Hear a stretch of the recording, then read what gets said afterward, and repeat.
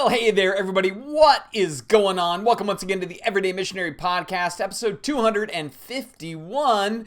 And for those watching, I know many of you listen, a few of you, like 10 of you maybe, you watch, but you'll notice, one, I am not wearing my gym shirt, which is probably the first in over a year, something like that. I don't remember the last time I wore a button-up shirt on the podcast, but you know what? I decided for 251, why not dress up for you, at least for a day? Actually, what it is I'm getting ready to go out on a date with my wife. I want to look good for her. I don't want to wear my gym shirt. That's lame, right? So I actually wear like buttons and collar and everything when I'm going out with her. That's the first thing. And then the second thing, you'll notice the background is green today because it is a Seahawks game tonight as far as preseason number 2. It is against the Bears. Drew Lock is out. He's got COVID. So we got Geno getting the whole game, I guess. Maybe they're going to bring in Easton. I don't know.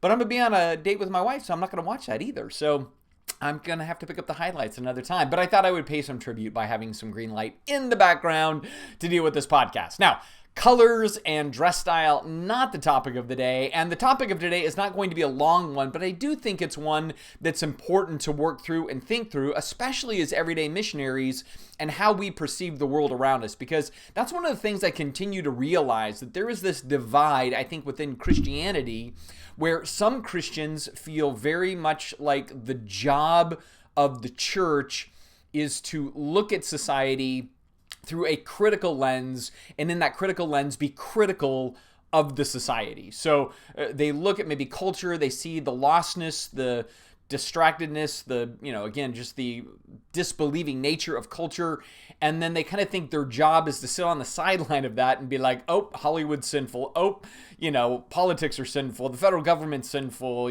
whatever the list is, they're all sinful, and there's this kind of critic nature to it, right? And that's one way to do it, and that's a way that I would disagree with, but it's a way that I see is pretty popular. I see that with certain churches and pastors and books and writers and bloggers and podcasters and everything else. Like, the job is just to be a critic, and it's easy to do that, right? I remember as a kid, my parents thought I was going to grow up to be a film critic because I loved movies and I wanted to talk about movies all the time. And I realized that, being a film critic is easy, being a film director is hard, right? Because it's much harder to create something than it is to criticize something. And I think it's the same with us being missionaries. It's easy as Christians to criticize all the different groups, all the different subcultures, criticize all the social woes that we perceive, and it makes us feel better. Like, hey, I'm just here being a prophet, telling them they suck, and I'm done, and I move on, and yet that's not gospel-oriented or kingdom-oriented to me. That's really just kind of being religiously oriented. Or maybe in a certain sort of way, it's being Old Testament-oriented, forgetting that the Old Testament is written to a single, microcosm culture of Israel, right? So within Israel, you have all these people that are part of the covenant of God. Some are not doing the covenant, some are doing the covenant. And the ones that are doing the covenant criticize the ones that are not doing the covenant, but that's totally fine because they're all in a shared covenant. I think what happens sometimes within Christianity is we assume America is like Israel's covenant. And America is all under the umbrella of Christianity, and therefore we're criticizing people in a Christian context. Well, that is a completely flawed way of looking at it, because America is not Israel. We're not under an Old Testament covenant together. None of that works. We're a new covenant people. We are a New Testament people. And with that, we are to come with a gospel orientation, a kingdom orientation, and not this Old Testament orientation, right? And I think that's what's going on. Why there's so much criticism is I think we have more of a love affair with the Old Testament law than the New Testament gospel. And I think many people are judging society based on law, and they're not trying to love it and reach it with gospel, right? That's kind of what I've been thinking about lately. And so with that, the topic of the day that I want us to just kind of nail down for a minute here is something that at times I've received some criticism for. So I acknowledge that I've been criticized for this, but it's a conviction that I have nonetheless. And this conviction has to do with when we get into the New Testament timeline or the New Testament text or whatever else, the question is, did God lower or raise the standard? Did he lower or raise the bar when we got to the New Testament, right? That's the concept here. And I'm going to advocate for the idea that on that question, the answer is yes. Yes, he lowered the bar, and yes, he raised the bar. At the same time, both are equally true. And they have different meaning to this, but I think if you're just trying to be an objective reader, going from the Old Testament to the New Testament, and you ask that question, there should be a part that says he absolutely just rock bottomed the bar comparatively. And in another sense, he elevated the bar in a whole new yet different kind of way. And so here's the way I want to try to understand the difference between the two. I think when it comes to the ethic of the Old Testament, God lowered the bar. When God got to the ethos of the New Testament, he raised the bar. So I'm using ethic and ethos in a slightly varied function. And here's what I mean by this. Let's just go back to the Old Testament for a minute and ask the question, did God lower or raise the bar when we got to the New Testament?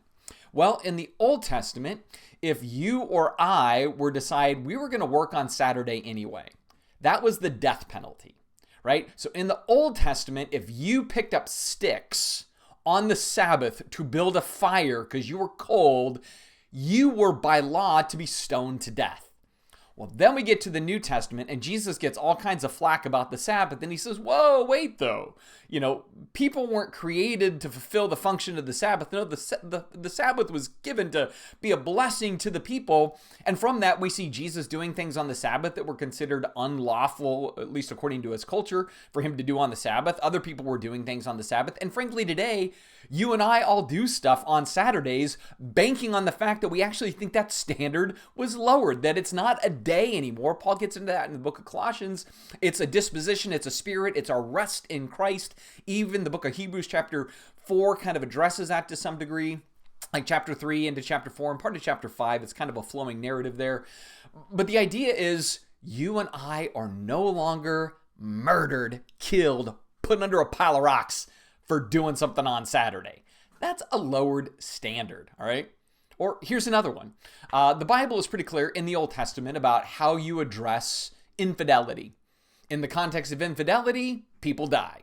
You take them into the middle of town, you stone them to death. Everybody picks up a rock, everybody chucks, you die. You get to the New Testament, Jesus comes across this woman who's caught in the very act of adultery. Everybody's got a rock, and he's like, whoa, wait, all of you, if you don't have any sins, please throw away or just chuck your rocks at her if you're sinless. But if you've got sin, man, maybe you should rethink this concept. And from that, everybody disperses. And then he looks at the woman and says, hey, where are your condemners? They're gone. They split. I don't condemn you either because they don't condemn you. This is a change in standard. The bar is radically lowered. All right? It's lowered. In the Old Testament period, she's dead in the middle of town. Doesn't matter everybody else's sins as long as they're not capital offenses. In the New Testament, Jesus overtly lowers the bar. Here's another example where Jesus is doing some radical stuff, right? You go through all the purity laws of, let's say, Leviticus, whether it be purity laws for menstruation, purity laws for sexual contact, purity laws for dead bodies.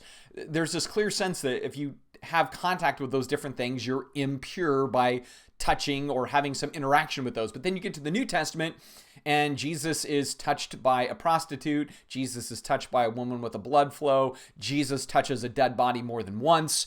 And it's not an impurity, right?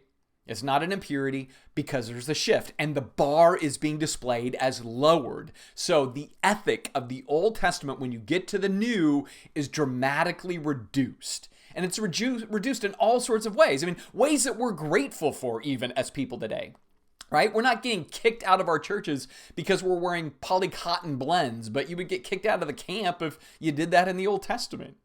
Right? I've been candid. I have a gay son. In the Old Testament, I would have had to kill my own gay son because that was the standard of the ethic of the law. But we get to the New Testament and we're really, really grateful. But that is not the standard by which we operate anymore on these premises. And so I'm using dramatic ones, bold ones, obvious ones that are even troubling to give us a sense, a framework that when I say he lowered the ethic bar, he lowered the ethic bar on many, many things.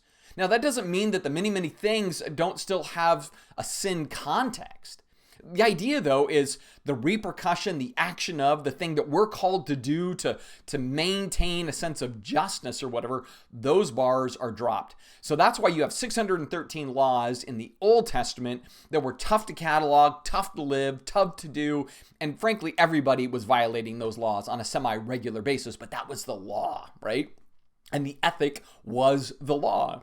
And if you were to be a good and godly person, you were working overtime to do all of those laws and trying to step into that. And there are many of those things that if you didn't do them, you lost friends, you lost family, you lost community, you were removed, or you were executed, right? All sorts of things would go on in that context. Or there's even some other laws that are differently troubling, like if you were to, be a female that lays with a male that you didn't really want to do that, but you kind of got sucked into it or you were forced into it, and now you must marry the person that did that to you. Those are ethics in the Old Testament law. There's many laws that we look at and we go, man, I don't even know how to wrestle with that.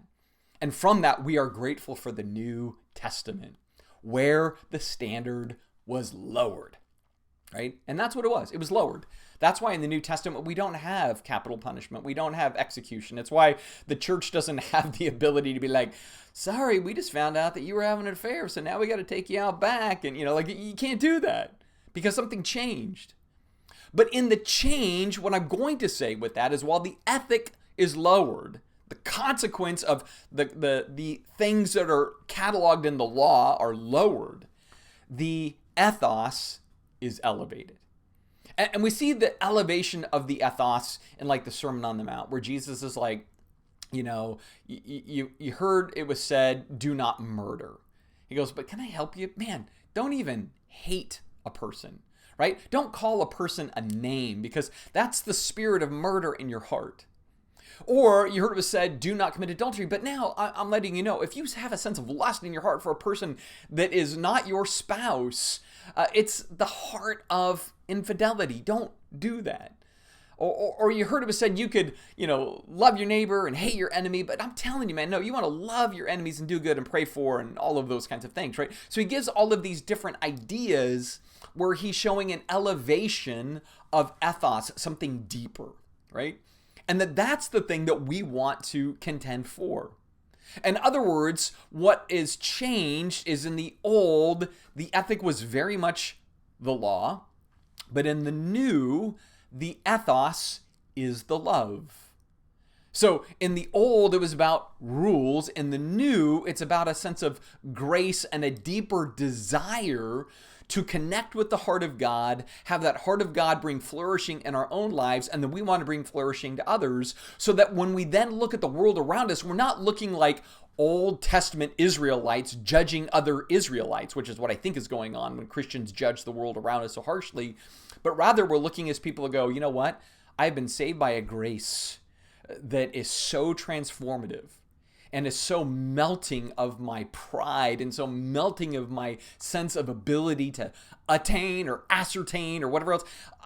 I just want to share that and see the world through that lens so that they can understand and see that too. So in one sense, they are freed from all of the ethics that we cannot fulfill, but they are moved into an ethos that we very much can enjoy and want to impart to others.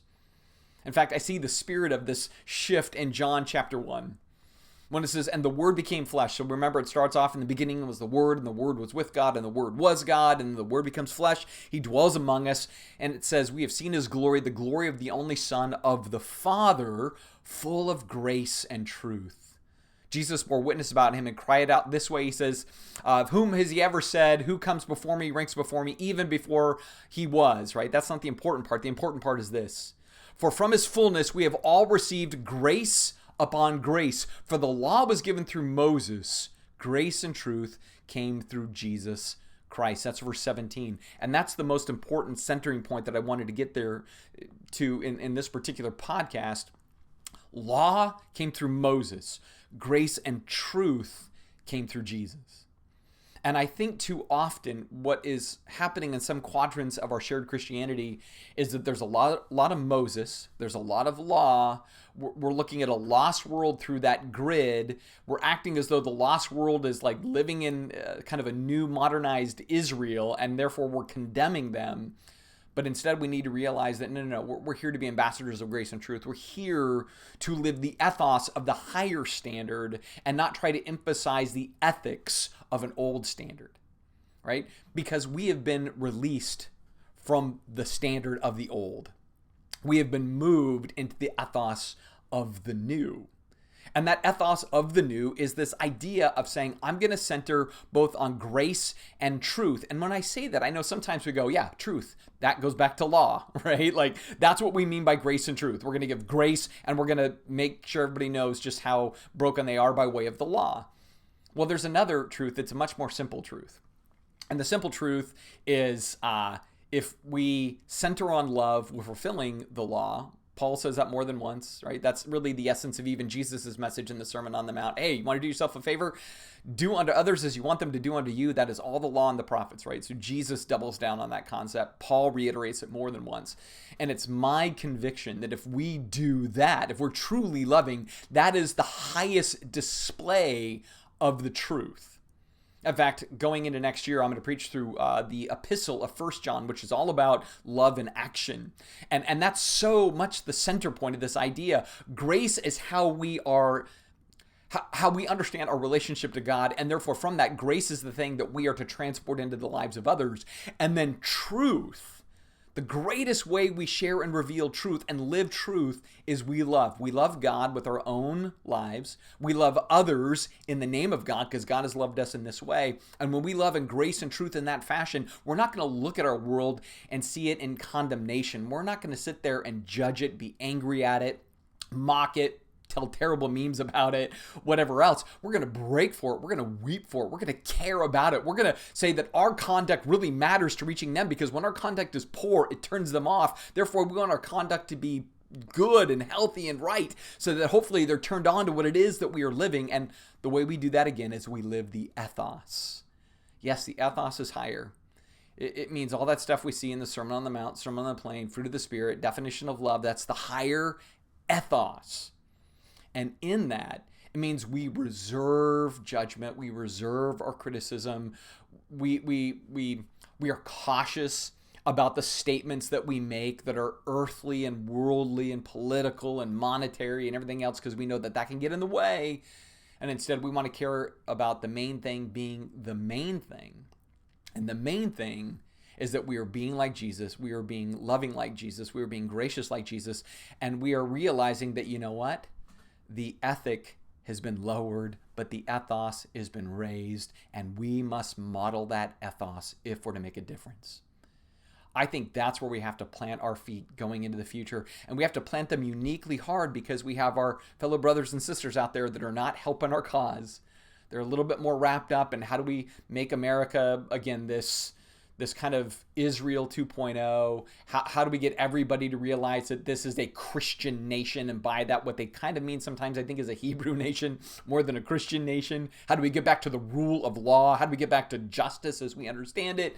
As opposed to how do we magnify love and grace and what real truth is, which is owning what it means to love. That's the real definition of truth. And that is something Jesus reinforces time and again, and he calls us to do the same. Right? The world's going to know we are his by our love, right? For one another and by our love for a world that he loves so much he came to rescue. And I believe the more we can do that we can die to ourselves, we can live in humility, that we can magnify grace and magnify the truth of a life lived well in the context of love, loving those who are unlovely, loving those who don't love us. The more we do that, we're going to be more effective everyday missionaries.